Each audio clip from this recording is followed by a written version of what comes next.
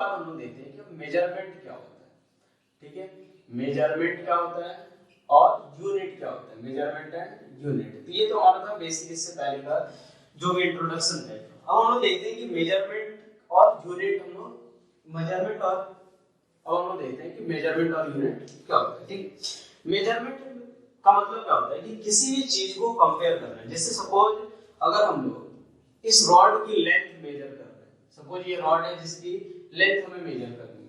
ठीक है, इस रॉड की लेंथ अगर मेजर करनी है तो हम लोग क्या करते हैं कि कोई भी एक इंटरनेशनली एक्सेप्टेड स्टैंडर्ड लाते हैं। कभी कभी ऐसा रहता है कि जैसे अपने लोकल यूज के लिए अगर रहता है तो कोई भी स्टैंडर्ड यूज कर लेते हैं। ठीक है, जैसे स्टैंडर्ड यूज कर लिया, उस स्टैंडर्ड को हम लोग कंपेयर करते हैं इस रॉड से। ठीक है, जैसे अगर सपोज हमने मीटर स्केल से मेजर करते हैं, अगर मीटर स्केल से मेजर करना है तो हम लोग क्या करते हैं, मीटर में अगर मेजर करना है तो सबसे पहले मीटर स्केल लेते हैं, उससे इसको कंपेयर करते हैं। ठीक, कंपेयर करना, और यही जो प्रोसेस होता है, यही हमारा प्रोसेस क्या कहलाता है, मेजरमेंट। मतलब जो भी क्वांटिटी मेजर को, अगर किसी भी क्वांटिटी को अगर मेजर कर रहे हैं तो मेजर करने का मतलब क्या होगा कि किसी स्टैंडर्ड से उसको कंपेयर करना। हो सकता है जैसे मान लो सपोज अपने लोकल यूज के लिए अगर करें तो ये अगर मार्कर से कंपेयर करें तो सपोज ये मार्कर एक बार, फिर दो बार, फिर आधा मान लो या तीन बार मान लो, तो ये हम लोग क्या बोलेंगे कि इसकी लेंथ कितने के बराबर है, 3 मार्कर के बराबर, ये लिखते हैं। तो ये मेजरमेंट प्रोसेस क्या होगा कि सिंपली कोई भी एक स्टैंडर्ड से उसका कंपैरिजन होगा, जो भी क्वांटिटी हम लोग मेजर करेंगे उससे कंपेयर करते हैं। जैसे मान लो सपोज अगर शॉप पे भी अगर जाते हैं, कोई भी चीज अगर परचेज करते हैं तो वो क्या करते हैं, जैसे 1 केजी या 2 केजी का वेट हम लोग एक साइड रख देते हैं। ठीक है, शॉप में दूसरी साइड में क्या करते हैं, जो भी क्वांटिटी हम लोग को मेजर करनी रहती है तो वो भी क्या कर रहे हैं हम लोग कि जो साइड में जो 1 केजी 2 केजी का वेट रखे हैं उससे कंपेयर कर रहे हैं। ठीक है, कि 2 केजी के बराबर हो गया, 3 केजी, 10 केजी, 50 केजी। तो मेजरमेंट का मतलब सीधा सीधा क्या हुआ कि किसी एक स्टैंडर्ड से कोई क्वांटिटी को कंपेयर करना। ठीक है, यानी हमारा मेजरमेंट क्या हो गया कि it is the process of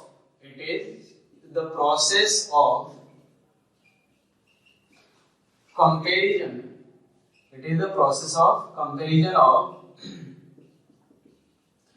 a quantity, comparison of a quantity। कोई भी क्वांटिटी को हम लोग क्या करते हैं, कंपेयर करते हैं किसके साथ, comparison of a quantity with standard of that quantity. Obviously जैसे मान लो स्टैंडर्ड ऑफ दैट क्वांटिटी क्यों लिखा हमने, जैसे अगर मास को मेजर करना है तो मास को मेजर करना है तो ऑब्वियसली 1 केजी 2 केजी जो मास का जो स्टैंडर्ड होता है वही यूज करेंगे, टाइम के स्टैंडर्ड से यूज कर नहीं सकते। तो इसलिए मैंने लिखा क्या कि स्टैंडर्ड ऑफ दैट क्वांटिटी। ठीक है, यानी प्रोसेस मेजरमेंट क्या होगा कि सिंपली एक प्रोसेस होगा जिसमें हम लोग किसी भी स्टैंडर्ड से जो भी क्वांटिटी मेजर कर रहे हैं उस क्वांटिटी के स्टैंडर्ड से उस गिवन क्वांटिटी को हम लोग कंपेयर करते हैं। ठीक है, अब एक बात देखो, ये कंपेयर करने के बाद हमें क्या क्या मिलता है कि दो चीजें मिलती है, एक तो मैग्नीट्यूड मिलता है और दूसरा क्या मिलता है, यूनिट। ठीक है, यूनिट क्या होता है ये भी देख लेते हैं कि ये जो स्टैंडर्ड ऑफ दैट क्वांटिटी जो यूज करते हैं, यही हमारा स्टैंडर्ड जो होता है वो हमारा क्या होता है, यूनिट होता है। जैसे हमने थोड़ी देर पहले ये मार्कर से कंपेयर किया था इसको, तो ये मार्कर हमारा क्या कहलाएगा, यूनिट। अगर हम लोग इसको मीटर स्केल से कंपेयर कर रहे हैं तो मीटर क्या कहलाएगा, ये यूनिट। अगर सेंटीमीटर से कंपेयर कर रहे हैं तो वो सेंटीमीटर क्या होगा, हमारा यूनिट होगा।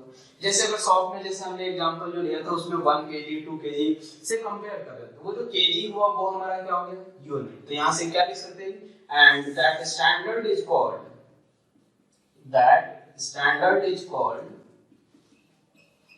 यूनिट। उस स्टैंडर्ड को हम लोग क्या बोलेंगे, यूनिट। ठीक है, अब देखते हैं मेजरमेंट के बाद। जैसे कोई भी क्वांटिटी हम लोग ले लेते हैं, क्यू को अगर मान लो मेजर किया तो हमें क्या मिलेगा, एक तो मैग्नीट्यूड और दूसरा जिससे कंपेयर कर रहे हैं कि यूनिट जो हमारा था। ठीक है, तो हमारा क्या मिलेगा, क्वांटिटी को मेजर करने पे एक मैग्नीट्यूड मिलेगा और दूसरा यूनिट। ठीक है, तो इसी को हम लोग क्या लिख सकते हैं कि Q = N, जो उसका क्या बताएगा, मैग्नीट्यूड इनटू क्या, U। तो Q = किसके बराबर, N * U। सपोज जैसे हमने एग्जांपल के तौर पे इसका जो मेजरमेंट किया था तो हम लोग क्या लिख सकते हैं, अगर इस मार्कर से कंपेयर किया तो अगर ये लिखा था 3 मार्कर, ये लिख सकते हैं। ठीक है, या अगर मीटर से किया तो 2 पॉइंट, या जैसे लिख लो सेंटीमीटर लिखा तो 30 सेंटीमीटर, या मीटर में लिखा तो कुछ और लिख सकते हैं 0.30 मीटर, ऐसे लिख सकते हैं। तो हम लोग जो भी स्टैंडर्ड यूज कर रहे हैं वो हमारा क्या हुआ यूनिट, और जो वैल्यू आई वो हमारा क्या होगा मैग्नीट्यूड ऑफ दैट क्वांटिटी। तो जब भी किसी भी क्वांटिटी को मेजर करेंगे तो दो चीजें मिलेंगी, एक मैग्नीट्यूड और दूसरा क्या मिलेगा हमें यूनिट। ठीक है, ये हमारा हो गया ये मेजरमेंट और यूनिट। अब एक बात देखो कि जो स्टार्टिंग में अलग अलग कंट्री में अलग अलग यूनिट सिस्टम डिफाइन किया गया था। ठीक है, जैसे किसी ने बोला कि नहीं मैं लेंथ को सेंटीमीटर में मेजर करूंगा, किसी ने बोला कि नहीं मैं लेंथ को फुट में मेजर करूंगा, किसी ने बोला नहीं मीटर में मेजर करूंगा। तो अलग अलग कंट्री में कुछ अलग अलग सिस्टम बने हुए थे। ठीक है, कि हाँ यार अपन ये इस तरीके का सिस्टम डेवलप करेंगे कि लेंथ को इसमें मेजर करेंगे, टाइम को इसमें, मास को इसमें मेजर करेंगे। तो उसके बिहाफ पे अलग अलग सिस्टम बना हुआ था। ठीक है, पहला सिस्टम था हम लोग बोलते हैं एफपीएस सिस्टम। एफपीएस सिस्टम, इसको एक और नाम बोलते हैं ब्रिटिश इंजीनियरिंग सिस्टम भी बोलते हैं। इसको क्या बोलते हैं हम लोग ब्रिटिश इंजीनियरिंग सिस्टम भी बोल रहे हैं इसको। ठीक है, अब एक बार देखो इसमें उन्होंने क्या बोला कि जैसे स्टार्टिंग में जो फंडामेंटल क्वांटिटी जो ली गई थी वो फंडामेंटल क्वांटिटी हमारी क्या थी मास, लेंथ और टाइम। मतलब ये जनरली उस समय मास, लेंथ और टाइम को ही मेजर करके हमारा काम चल जाता है। ठीक है, तो हमने क्या जो यूनिट डिफाइन की थी वो किसके लिए डिफाइन की थी, मास के लिए, लेंथ के लिए और टाइम के लिए। ठीक है, तो मास के लिए हमने कौन सी क्या यूनिट डिफाइन किया था, ये पाउंड का इस सिस्टम में। ठीक है, लेंथ के लिए कौन सा सिस्टम लिया था, लेंथ के लिए हमने क्या लिया था फुट का, और टाइम के लिए क्या यूज किया था सेकंड का। ठीक है, टाइम के लिए क्या यूज किया था हमने सेकंड का। दूसरा एक और यूनिट सिस्टम जो किसी और कंट्री में डेवलप हुआ था वो क्या सीजीएस यूनिट सिस्टम। ये हमने क्या लिखा था सीजीएस यूनिट सिस्टम। इसको हम लोग एक और नाम से बोलते हैं गॉसियन सिस्टम भी बोलते हैं। इसको क्या बोलते हैं गॉसियन सिस्टम भी बोलते हैं। ठीक है, अब एक बात देखो गॉसियन सिस्टम, तो इसके तौर पर इसमें हम लोग क्या क्या यूज करते हैं, जैसे मास के लिए हम लोग ग्राम यूज करते हैं। ये हमारे आगे फिजिक्स में काफी यूज होने वाला है। कभी कभी जो डेटा दिया रहेगा आपको ग्राम, ये सीजीएस यूनिट सिस्टम के अकॉर्डिंग भी दिया रहेगा। ठीक है, लेंथ के लिए हम लोग क्या यूज करते हैं सेंटीमीटर, और टाइम के लिए इसमें भी हम लोग क्या यूज करते हैं सेकंड। ठीक है, तो ये हमारा कौन सा सीजीएस यूनिट सिस्टम। तीसरा एक और एमकेएस यूनिट सिस्टम या एमकेएस सिस्टम यूज। ठीक है, एमकेएस सिस्टम में हमने क्या किया मास के लिए किलोग्राम मेजर किया। ठीक है, मास के लिए क्या मेजर किया किलोग्राम, मास के लिए हमने यूज किया किलोग्राम। लेंथ के लिए हम लोगों ने यूज किया लेंथ के लिए हम लोगों ने क्या यूज किया मीटर, और टाइम के लिए हम लोगों ने क्या यूज किया सेकंड। टाइम के लिए हमने क्या यूज कर लिया सेकंड। ये तीन यूनिट सिस्टम थे जो स्टार्टिंग में काफी अपने अलग अलग जगह पे ये यूज किए जाते थे। ठीक है, लेकिन दिक्कत ये हुई कि जैसे सपोज एक ऐसी कंट्री का पर्सन आया जो कि एफपीएस सिस्टम यूज करता था। ठीक है, उसकी कंट्री में एफपीएस सिस्टम यूज होता था। अब वो आ गया इस वाली कंट्री में जहां पे सीजीएस यूनिट सिस्टम यूज होता था।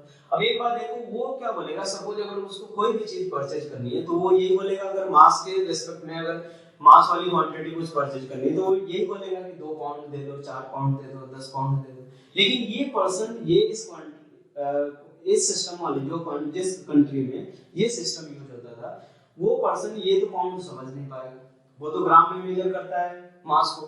तो इसीलिए देखा हमने कि जब एक जगह एक पर्सन ये एक कंट्री का एक पर्सन दूसरे कंट्री में जाता था तो उसे काफी दिक्कत होती थी कि हाँ यार वो कुछ और सिस्टम में यूज करता था, यहाँ आकर के उसे ये सारी अलग अलग क्वांटिटी अलग अलग यूनिट सिस्टम फॉलो करना पड़ रहा है।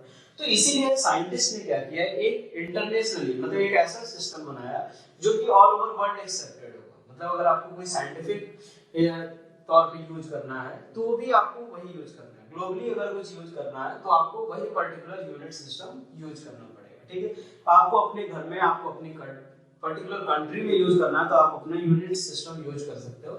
लेकिन इंटरनेशनली अगर कोई सिस्टम या कोई क्वांटिटी या कोई चीज अगर यूज करना है ये यूनिट सिस्टम यूज करना है तो आपको वो उन्होंने जो डिफाइन किया एक जो यूनिट सिस्टम वो आप वही यूज करेंगे। ठीक है, उसका नाम हमने क्या दिया SI unit system.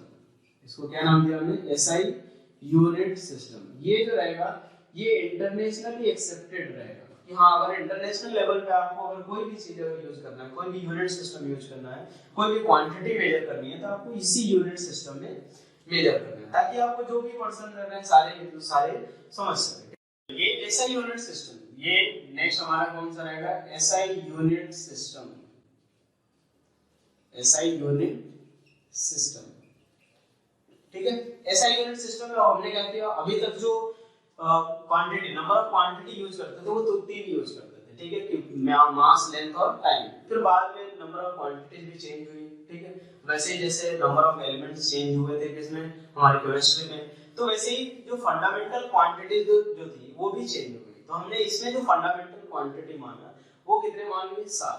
Fundamental quantity कितने माने हमने इसमें, 7। तो हम उन सब की लिस्ट बना लेते हैं। अब यही यूनिट सिस्टम जो रहेगा वो इंटरनेशनली यूज होगा, ठीक है, पूरे ऑल ओवर वर्ल्ड में अब ये यूज होगा। तो ये हमारा क्या होगा, सीरियल नंबर हमने लिख लिया कि कितने फंडामेंटल यूनिट्स हैं, ठीक है। ये फिजिकल क्वांटिटी लिख लेते हैं, फिजिकल क्वांटिटी लिख लेते हैं कि कौन सी फिजिकल क्वांटिटी यूज हुई, ठीक है। उसका हम लोग जो यूनिट लिख लेते हैं और लास्ट में जो उसका सिंबल है वो लिख लेंगे, ठीक है, कि क्या हम लोग शॉर्ट फॉर्म में क्या किस चीज से डिनोट करेंगे, ठीक है। पहली यूनिट जो हुई, पहली जो क्वांटिटी हुई वो फर्स्ट क्वांटिटी क्या हुई, मास। नंबर ऑफ जो फंडामेंटल क्वांटिटी हुई वो कितनी, 7 है इसमें। मास, इसकी ऐसे यूनिट हम लोग क्या यूज करते हैं, किलोग्राम, ठीक है, क्या बोलते हैं, किलोग्राम। और इसका सिंबल क्या होगा, के। वैसे ये चलिए ये जो एमकेएस सिस्टम का ही क्या था, एक्सटेंडेड वर्जन था ये। सेकंड हमारा क्या होगा, लेंथ। लेंथ के तौर पे हम लोग लेंथ किस में मेजर करेंगे, मीटर में, और इसके लिए हम लोग क्या यूज करेंगे, सिंबल स्मॉल एम। तीसरा हमने क्या मेजर किया, टाइम। टाइम को मेजर किस में करेंगे, सेकंड में। हर एक जो भी यूनिट सिस्टम था उसमें हम लोग क्या करते थे, सेकंड में मेजर करते थे, एस से डिनोट कर दिया, ठीक है। उसके बाद क्या, टेम्परेचर। नेक्स्ट हमारा क्या है, टेम्परेचर। टेम्परेचर हम लोग किससे मेजर करते थे, केल्विन में। इसको किससे डिनोट किया, के से, ठीक है।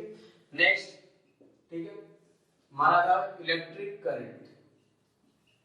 इलेक्ट्रिक करंट, इलेक्ट्रिक करंट हम लोग किसमें मेजर करते हैं, एम्पियर में।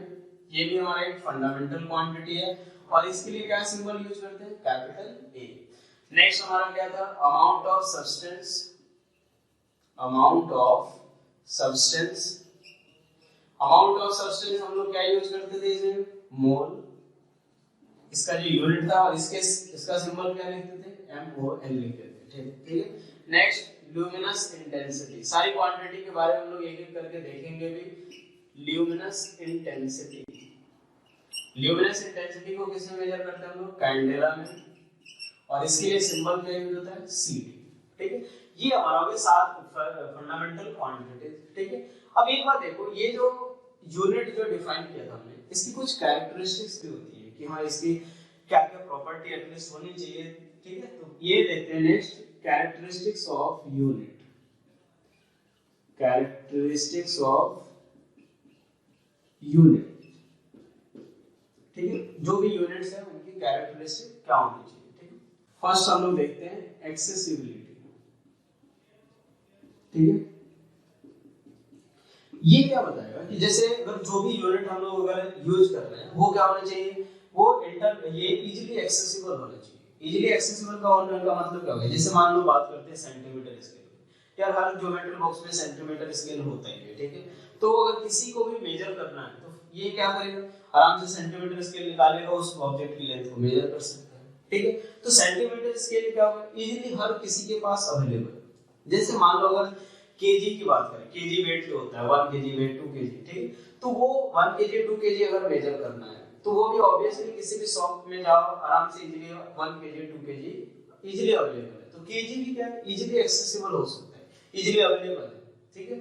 तो लेकिन अगर बात करें हम लोग किसमें, फुट की या पाउंड की, तो वो इजीली एक्सेसिबल नहीं है हर किसी के पास जनरली।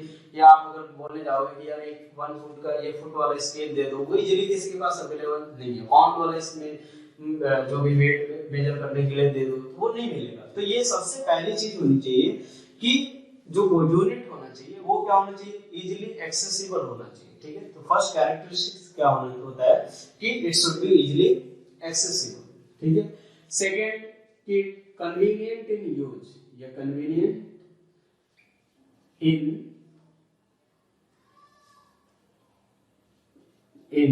यूज, ठीक है। इट शुड बी, मतलब जो भी अगर हम लोग यूनिट यूज कर रहे हैं वो क्या होना चाहिए, काफी इजीली यूज होना चाहिए। जैसे सेंटीमीटर स्केल है, ठीक है, कोई बात नहीं, ये अगर सपोज मार्कर की लेंथ मेजर करेंगे सेंटीमीटर में मेजर करेंगे, सीधा सीधा ले आएंगे सेंटीमीटर से कंपेयर करेंगे, हमें मेजरमेंट मिलेगा। अब सोचो अगर मान लो किसी भी यूनिट या कोई भी क्वांटिटी को मेजर करने के लिए हम लोग एक ऐसी यूनिट डिफाइन कर रहे हैं जिसके लिए प्रॉपर पूरा सेटअप होना चाहिए, काफी जैसे दो चार डिवाइसेज हो, तो ये सब अगर उस तरीके का सेटअप होगा तो वो इजीली, वो काफी क्या रहेगा, यूज करने में वो कन्वीनियंट नहीं रहेगा। तो वैसी क्वांटिटी को मेजर करना अगर रहेगा तो इजीली हम लोग मेजर नहीं कर पाएंगे। तो ये सेकंड कैरेक्टरिस्टिक्स होना चाहिए कि जो भी यूनिट हम लोग डिफाइन कर रहे हैं वो क्या होना चाहिए, वो कन्वीनियंट होना चाहिए यूज करने में, ठीक है। सीधा लिया है, स्केल लिया है, मेजर किया, काम खत्म, ठीक है। तीसरा होना चाहिए क्या, जो वेल डिफाइंड। अब एक बात है, ऑब्वियसली अगर कोई भी यूनिट अगर हम लोग डिफाइन कर रहे हैं तो वो परफेक्टली ये वेल डिफाइंड होना चाहिए कि 1 मीटर, जैसे सपोज अगर 1 सेंटीमीटर अगर बात करें तो 1 सेंटीमीटर कितनी लेंथ को बोल रहे हैं आप, इस लेंथ को 1 सेंटीमीटर बोल रहे हो या इस लेंथ को 1 सेंटीमीटर बोल रहे हो या 1 मीटर कितनी लेंथ को बोल रहे हो, तो वो वेल डिफाइंड होना चाहिए कि एग्जैक्टली हम इसी लेंथ को 1 मीटर या 1 सेंटीमीटर बोलेंगे। 1 केजी अगर बोल रहे हैं तो इतना ही जो वेट होगा, इतना जो मास होगा, इसी को हम लोग 1 केजी बोलेंगे। तो ये ऑब्वियसली अगर यूनिट वेल डिफाइंड नहीं होगा तो कोई किसी भी लेंथ को 1 मीटर बोलेगा, कोई किसी लेंथ को 1 मीटर बोलेगा। तो ये तो मेन कैरेक्टरिस्टिक्स है कि it should be well defined. ये सारी क्वांटिटीज, ये जो मास के लिए लेंथ, सारी जो 7 क्वांटिटीज हैं, उन सब का जो यूनिट हमने जो डिफाइन किया है उनको उनका एक प्रॉपर डेफिनेशन भी है कि हम कितनी क्वांटिटी को, कितनी लेंथ को, कितने मास को 1 केजी बोलेंगे, कितनी लेंथ को 1 मीटर बोलेंगे, कितने टाइम को 1 सेकंड बोलेंगे। तो ये वेल डिफाइंड है ये सारी यूनिट, ठीक है। फोर्थ हम लोग देखें, ठीक है, फोर्थ हमारा क्या होना चाहिए, इनवेरिएबल, यानी इनवेरिएबल लिख लेते हैं इसको, इनवेरिएबल, ठीक है। यानी ऑब्वियसली टाइम के साथ या पोजीशन के साथ वैरी नहीं करना चाहिए। ऐसा नहीं होना चाहिए कि इंडिया में 1 मीटर लेंथ आप इसको बोल रहे हो, अमेरिका में इस लेंथ को 1 मीटर बोल, ये चीज अगर हुआ तो सपोज अगर कोई पर्सन, अगर मान लो कि अगर एक कंट्री का पर्सन अगर 1 मीटर लेंथ मेजर करके ले गया दूसरी जगह गया तो बोला कि ये तो हाफ मीटर है, तो ये ऐसा भी नहीं होना चाहिए कि वो टाइम या पोजीशन के साथ वेरिएबल होना चाहिए। जो भी यूनिट डिफाइंड, जो भी यूनिट अगर हम लोग यूज कर रहे हैं वो क्या होना चाहिए, इनवेरिएबल होना चाहिए, वो टाइम के साथ या पोजीशन के साथ वेरी नहीं करना चाहिए, ठीक है। नेक्स्ट हमारा कौन सा है, रिप्रोड्यूसिबिलिटी। नेक्स्ट हमारा कौन सा है, रिप्रोड्यूसिबिलिटी। ये क्वांटिटी, ये चीज देखो, रिप्रोड्यूसिबिलिटी, ये क्या होना चाहिए, रिप्रोड्यूसिबिलिटी मतलब एक तरीके से ये होता है कि कोई भी अगर एक्सपेरिमेंट अगर हम लोग परफॉर्म कर रहे हैं तो चाहे राम करे या श्याम करे या कोई और पर्सन करे, या चाहे वो इंडिया में करे, अमेरिका में करे, जापान में करे, कहीं पे भी करे, तो वो सेम वैल्यू आनी चाहिए, ठीक है। जैसे मान लो सपोज ये अगर रॉड की लेंथ हम लोग मेजर कर रहे हैं, ठीक है, ये रॉड की लेंथ अगर मेजर कर रहे हैं तो आप चाहे तो ये कोई एक पर्सन करे या फिर कोई दूसरा पर्सन करे या कोई भी पर्सन कर रहा हो, उससे सेम लेंथ मेजर होता है। सेम लेंथ, उसका जो मेजरमेंट आना चाहिए, जो रिजल्ट ऑफ मेजरमेंट आना चाहिए वो क्या होना चाहिए, सेम, ठीक है। चाहे आप यहाँ पे करो चाहे किसी और जगह पे करो, वो भी क्या होना चाहिए, रिजल्ट ऑफ मेजरमेंट क्या होना चाहिए, सेम। यानी रिप्रोड्यूसिबिलिटी का मतलब होता है कि चाहिए जो भी रिजल्ट ऑफ मेजरमेंट होना चाहिए वो क्या, वो किसी पर्सन पे डिपेंड नहीं करना चाहिए, किसी पोजीशन पे डिपेंड नहीं करना चाहिए, ठीक है। तो एक तरीके से रिप्रोड्यूसिबिलिटी को हम लोग क्या लिखते हैं कि डिग्री ऑफ एग्रीमेंट, इसके बारे में लिख देते हैं कि degree of agreement, degree of agreement between in results of experiment, results of measurement लिख लेते हैं, results of measurement performed by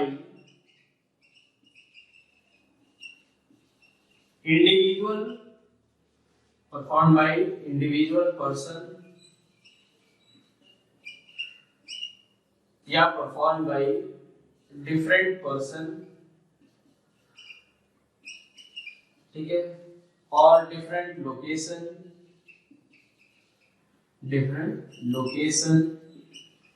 ठीक है, और डिफरेंट लोकेशन, ठीक है।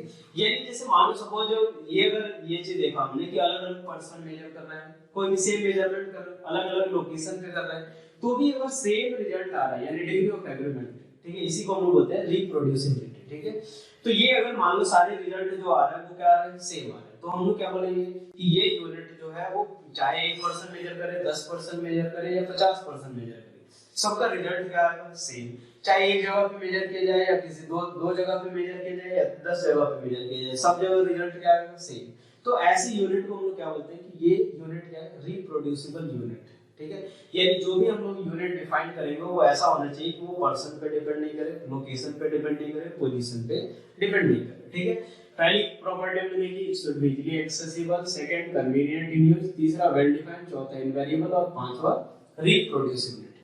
चलो नेक्स्ट हमने देखा कि जैसे मान लो हमने बात किया था कि जो भी यूनिट हम लोग जो डिफाइन कर रहे हैं वो क्या होना चाहिए, वेल डिफाइंड होना चाहिए। ठीक है, ऑब्वियसली तो सारी क्वांटिटी की 1 मीटर जो भी क्वांटिटी हमने लिया ऐसा यूनिट सिस्टम में, तो उन सब का प्रॉपर डेफिनेशन है कि हमने प्रॉपर डिफाइन किया गया कि इस लेंथ को ही हम लोग 1 मीटर बोलेंगे, इस मास को ही 1 केजी बोलेंगे। तो वो सारी चीजें देख लेते हैं कि कितना लेंथ को हम लोग 1 मीटर बोलते हैं, कितने मास को 1 केजी बोलते हैं। ठीक है, तो पहला देखते हैं हम लोग डेफिनेशन ऑफ किसका, मीटर।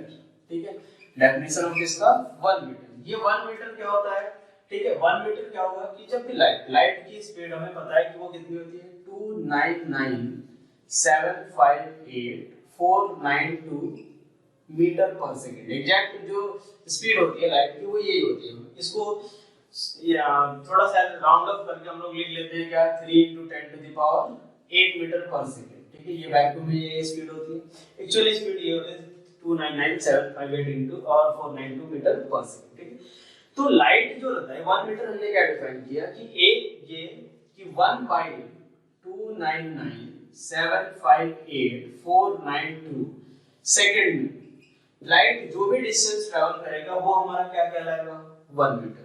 यानी इस टाइम इंटरवल में लाइट जो भी डिस्टेंस ट्रैवल करेगा उस डिस्टेंस को हम लोग क्या बोलेंगे, 1 मीटर। तो यहाँ पे 1 मीटर की डेफिनेशन क्या लिख सकते हैं कि distance travelled by light, distance traveled by light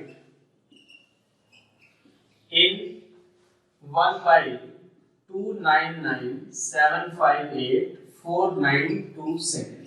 ठीक है, जो भी लाइट अगर इतने टाइम इंटरवल में जितना डिस्टेंस ट्रैवल करेगा वो हमारा क्या होगा, 1 मीटर। सेकंड हम लोग देखते हैं किलोग्राम। ठीक है, किलोग्राम का डेफिनेशन हम लोग क्या लिखते हैं, तो ये किलोग्राम के लिए हमने क्या किया कि प्लैटिनम इरिडियम का एक सिलेंडर बनाया। ठीक है, वो हमने क्या किया, national bureau of weights and measures, कहां पे रखा हमने, national bureau of weights and measures. ठीक है, ये यहाँ पे हमने क्या किया है, national bureau of weights and measures में इस वाले यहाँ पे एक प्लैटिनम इरिडियम का एक सिलेंडर हमने क्या किया, रखा हुआ है। वो उसका जो भी मास होता है उसी को हम लोग क्या बोलते हैं, 1 किलोग्राम। यहाँ पे जो भी एक प्लैटिनम इरिडियम का जो एक मास रखा हुआ है, सिलेंडर में जो रखा हुआ है, उसका जो भी मास होगा उसी मास को हम लोगों ने क्या बोला कि आज से इसी मास को 1 केजी बोला जाएगा। ठीक है, तो जो भी हमारा 1 केजी का वेट, 2 केजी का वेट आता है हम लोग उसी से कंपेयर करके ही बनाएंगे। ठीक है, तो हम लोग क्या बोलेंगे कि it is the mass of platinum iridium cylinder, ठीक है, kept at platinum iridium cylinder, kept at कहाँ पे रखा गया है, kept at National Bureau of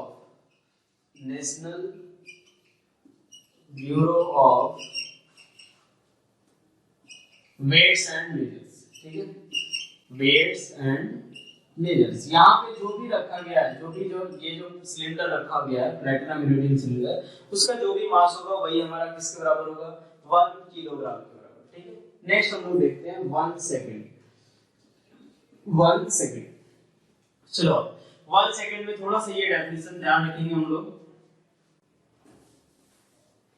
ये 1 सेकंड। चलो नेक्स्ट हम लोग देखते हैं 1 सेकंड। ठीक है, 1 सेकंड क्या होगा, ठीक है, कि जैसे मान लो सीजियम 133 एटम दिया गया। ठीक है, सीजियम 133 एटम, ये इसके अंदर क्या रहेगा, न्यूक्लियस सबसे पहले, ये किसका एटम है, सीजियम 133, ये ध्यान रखना। ठीक है, इसी एटम के लिए डिफाइन किया है। इसके बाहर ये जो इलेक्ट्रॉन्स रहते हैं वो क्या रहते हैं, रिवॉल्व करते रहते हैं। अब होता क्या है कि जैसे ही अगर एक इलेक्ट्रॉन, ठीक है, एक इलेक्ट्रॉन अगर एक ऑर्बिट से दूसरे ऑर्बिट में जाता है तो वो क्या करता है, वो रेडिएशन प्रोड्यूस करता है। वो रेडिएशन किसके फॉर्म में प्रोड्यूस करेगा, वेव के फॉर्म में। वेव कुछ इस तरीके का कंटिन्यूअसली ऐसा वेव प्रोड्यूस करता है, ठीक है। अब होता क्या है कि जैसे मान लो ये इलेक्ट्रॉन, ठीक है, जो हाइपरफाइन ये जो रहते हैं कि ऑर्बिट्स जो डिफाइन रहते हैं, तो इनके बीच में जैसे अगर सपोज ये इलेक्ट्रॉन ऑसिलेट करे, ये आगे पीछे ऑसिलेट करता है, ये कंटिन्यूअसली ऐसे ऑसिलेट करेगा और कंटिन्यूअसली ऐसा ऐसा वेव भी प्रोड्यूस करते जाता है, ठीक है। तो हमने देखा कि ये अगर जितने टाइम इंटरवल में ये इतना वेव प्रोड्यूस करता है, ठीक है, जितने टाइम इंटरवल में इतना वेव प्रोड्यूस करेगा, वही टाइम इंटरवल को हमने क्या बोला, 1 सेकंड। यानी ये कैसे डिफाइन किया कि एक सीरियम 133 एटम के ग्राउंड स्टेट में जो इलेक्ट्रॉन होता है, तो वो अगर हाइपर फाइन लेवल के बीच, ठीक है, अगर वो ऑसिलेट कर रहा है, तो जितने टाइम में इतना वेव प्रोड्यूस करेगा या इतना रेडिएशन प्रोड्यूस करेगा, वो टाइम इंटरवल को हम लोग क्या बोलेंगे, 1 सेकंड। उस टाइम इंटरवल को क्या बोलेंगे, 1 सेकंड। तो इसको क्या कैसे डिफाइन करते हैं, जैसे जैसे ये अगर ऑसिलेट करेगा कुछ इस तरीके का कंटीन्यूअसली वेव वो प्रोड्यूस करता है, ठीक है। यानी it is the time 1 second के बारे में ले लेते हैं। It is the time in which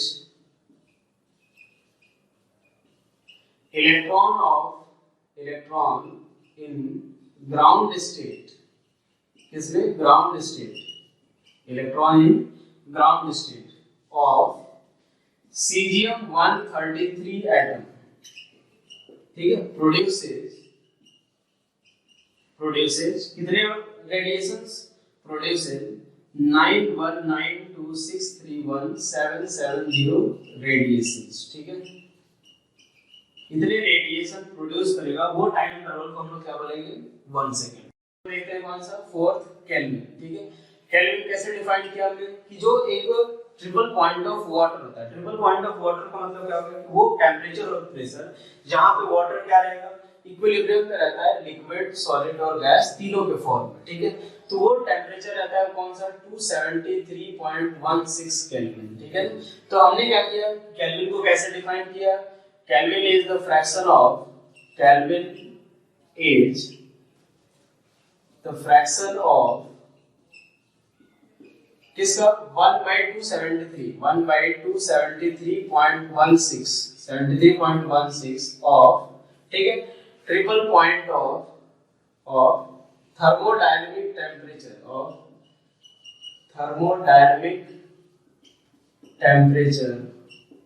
of triple point of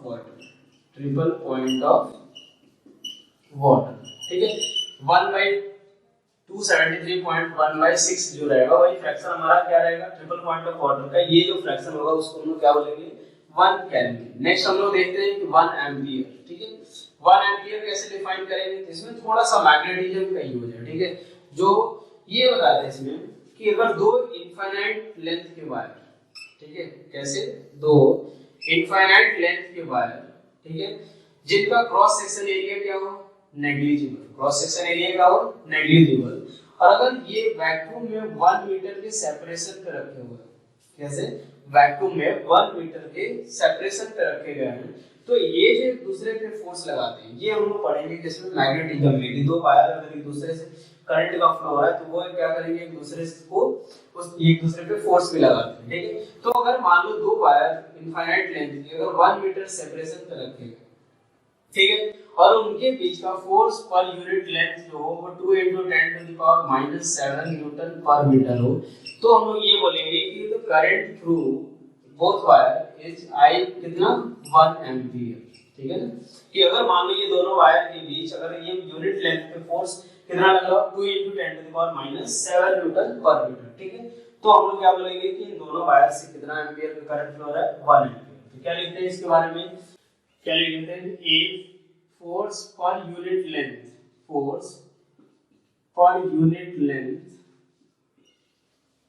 ठीक है, force per unit length between two current carrying wire of infinite length to current carrying wire of infinite length. अगर infinite length के wire है, ठीक है, current carrying wire of infinite length kept in या infinite length of negligible cross section, length of negligible cross section, अगर उनका जो cross section है वो क्या है, नेग्लिजिबल, ठीक है, क्रॉस सेक्शन क्या है, नेग्लिजिबल, और किस में रखे गए, kept in vacuum, kept in vacuum, ठीक है भाई, is 2 into 10 to the power minus 7 Newton per meter, then current through both wire will be 1 ampere, then current through them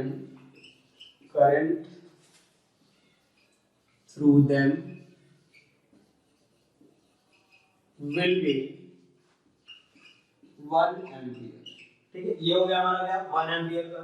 next हम लोग देखते हैं किसके बारे में, ये मोल, ठीक है, 1 मोल किसको बोलेंगे, तो ये हमारा क्या है कि 0.012 kg ऑफ कार्बन 12 एटम में जितने भी नंबर ऑफ एलिमेंट्स होंगे वही हमारा क्या होगा, ये 1 मोल के बराबर, मतलब 0.012 kg ऑफ कार्बन 12 एटम में जितने नंबर ऑफ एलिमेंट्स होंगे, ये जितने नंबर ऑफ एंटिटीज होंगी वही हमारा क्या होगा, 1 मोल कहलाएगा। तो ये क्या लिख सकते हैं, नंबर ऑफ एंटिटीज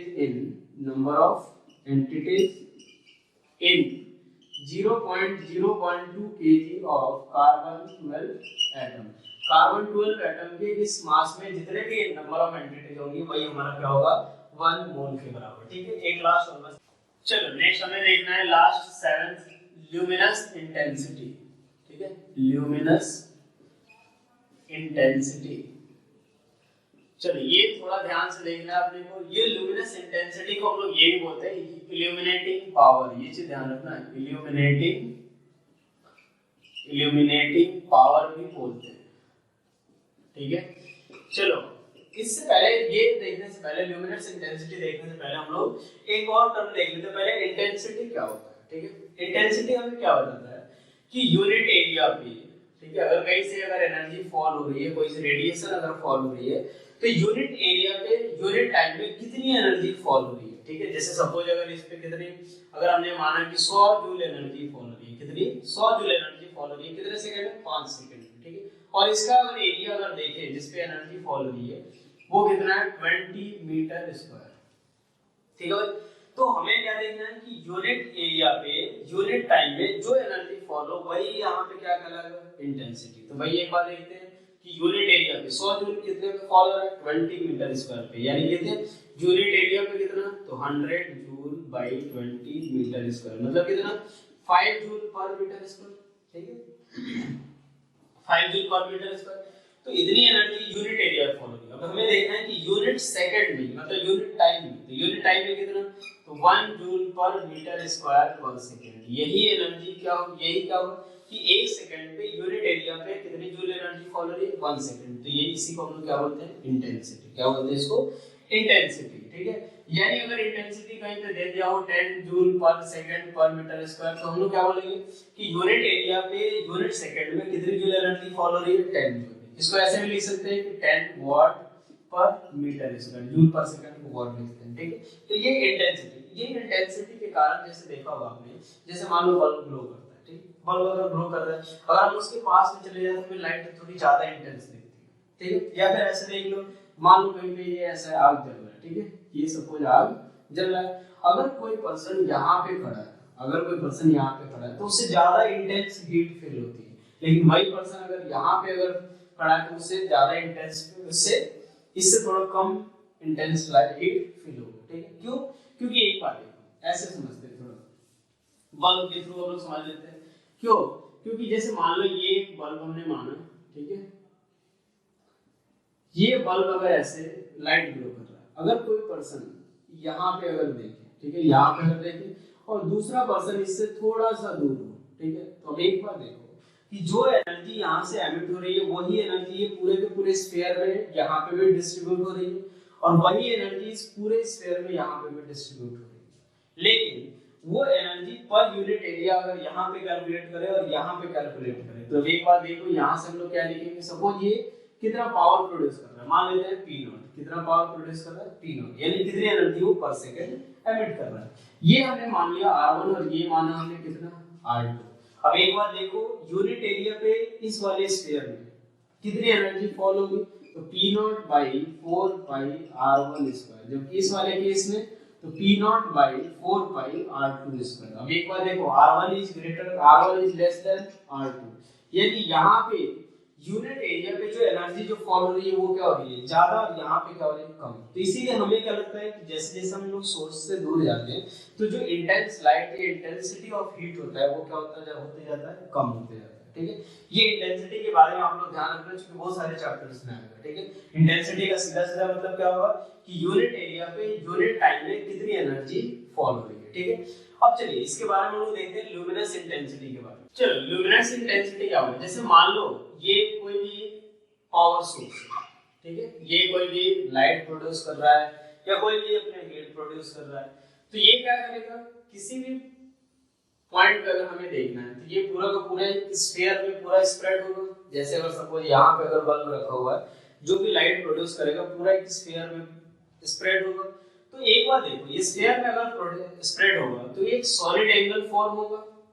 तो ये ल्यूमिनस इंटेंसिटी क्या बताता है कि अगर कोई भी जो सोर्स ऑफ लाइट या सोर्स ऑफ जो रेडिएशन एक तरीके से बोल सकते हैं, ठीक है, कि अगर एक सिंगल वेवलेंथ वाली लाइट प्रोड्यूस करे, कैसी सिंगल वेवलेंथ वाली लाइट यानी मोनोक्रोमेटिक रेडिएशन, एक और टर्म आ रहा है यहाँ पे मोनोक्रोमेटिक रेडिएशन।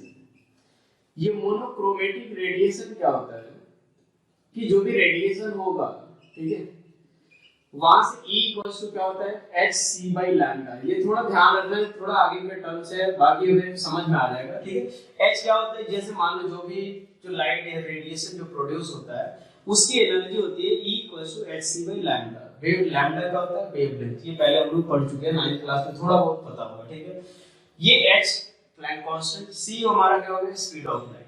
ठीक है, तो ये अलग अलग जब भी अगर एक सोर्स ऑफ लाइट होता है तो हो सकता है कि वो कभी कभी अलग अलग वेवलेंथ की भी लाइट प्रोड्यूस करे। मतलब एक ही सोर्स है वो हो सकता है कि 100 एंगस्ट्रॉम की भी लाइट प्रोड्यूस कर रहा है, 6000 एंगस्ट्रॉम की भी लाइट प्रोड्यूस कर रहा है, 10000 एंगस्ट्रॉम की भी लाइट प्रोड्यूस कर रहा है। तो हमें क्या करना है कि ये जो सोर्स कैसा होना चाहिए, एक सिंगल वेवलेंथ वाली लाइट। ठीक है, सिंगल वेवलेंथ यानी c by लैम्डा क्या होता है फ्रीक्वेंसी, हमने पढ़ रखा है, तो h into nu भी लिखते हैं, यानी फ्रीक्वेंसी क्या होनी चाहिए, वो जो लाइट प्रोड्यूस कर रहा है या जो रेडिएशन प्रोड्यूस कर रहा है वो सिंगल फ्रीक्वेंसी की रेडिएशन प्रोड्यूस करनी चाहिए। ठीक, तो ल्यूमिनस इंटेंसिटी में बताया गया कि अगर एक कोई भी एक पावर सोर्स है या जो रेडिएशन अगर प्रोड्यूस हो रहा है कितने का 540 into 10 to the power 12 hertz की फ्रीक्वेंसी वाली रेडिएशन प्रोड्यूस कर रहा है, यानी ये जो सोर्स है वो कितना कि 540 into 10 to the power 12 hertz frequency की रेडिएशन प्रोड्यूस कर रहा है। ठीक है, और अगर यूनिट स्टेरेडियन एंगल में जो इंटेंसिटी ऑफ रेडिएशन है वो कितना है 1/683 वॉट। ठीक है, कितना हो 1/683 वॉट हो, तो इसको हम लोग बोलते हैं 1 कैंडेला। तो इसका जो रेडिएशन इसकी जो ल्यूमिनस इंटेंसिटी बोलेंगे वो कितना बोलेंगे 1 कैंडेला। ठीक है, एक बार और समझते हैं, समझ में आ गया। पहले मोनोक्रोमेटिक रेडिएशन का मतलब कि एक ऐसे लाइट, एक ऐसा सोर्स जो कि सिंगल फ्रीक्वेंसी की लाइट प्रोड्यूस कर रहा है। ठीक है, फ्रीक्वेंसी क्या होता है हमें ये सब पता है, c by लैम्डा वगैरह। ठीक है, तो ये जो पावर सोर्स है, ये जो एनर्जी रेडिएशन का सोर्स है, ये क्या करे कि 540 into 10 to the power 12 hertz frequency की का रेडिएशन प्रोड्यूस करे। ठीक है, और अगर यूनिट सॉलिड एंगल का जो इंटेंसिटी होनी चाहिए रेडिएशन की वो किसके बराबर 1/683 वॉट के बराबर हो, तो हम लोग इसका जो ल्यूमिनस इंटेंसिटी बोलेंगे वो क्या बोलेंगे ये कि 1 कैंडेला के बराबर है। ठीक है, यानी हम लोग क्या बोल सकते हैं कि if a source produces कितना monochromatic radiation.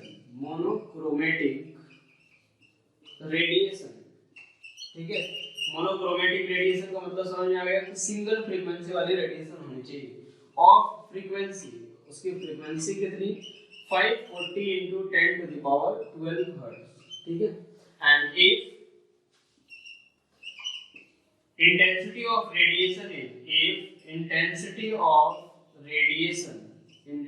of radiation is